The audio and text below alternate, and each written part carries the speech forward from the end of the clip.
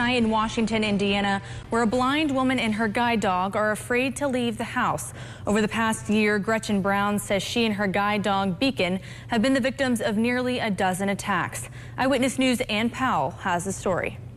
It was getting to a point where it was safety issues because, I mean, we live in a small town and everyone has dogs, and it's like they weren't controlling them. Gretchen Brown says she's afraid to leave the house after a series of dog attacks against her and her guide dog. She says the first attack happened last year when on a neighborhood walk. There was blood and everything, and I called the police. In these images Brown sent to Eyewitness News, you can see the scabs and what appears to be wounds under the fur. And Animal Control basically put the dog back on its tie-out cable, and the police told their superiors that they had checked my dog for injuries, which they did not. They didn't even get out of their car to look at my dog.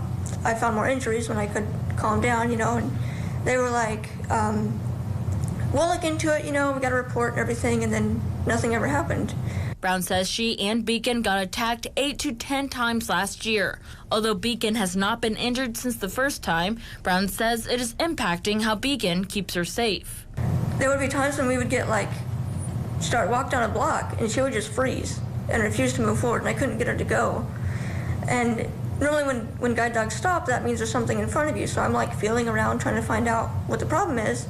In February, Brown started a petition to change the city ordinance. Between then and now, Brown and her family have been to several city council meetings and talked with Animal Control. The Animal Control were basically telling me that because I couldn't see the dogs, they were not aggressive, and whenever I called, if they were lucky enough they could find the dogs, they said they weren't aggressive, so they didn't do anything.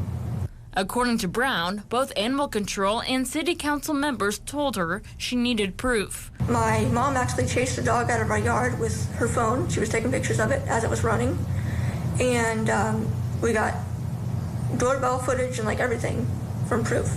Brown says she brought the evidence before the city council. And I said, well, why?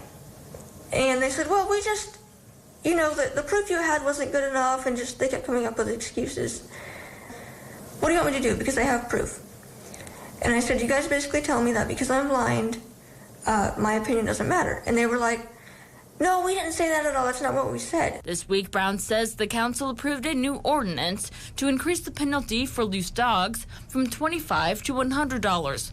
But there is one caveat that Brown says disqualifies her dog from protection.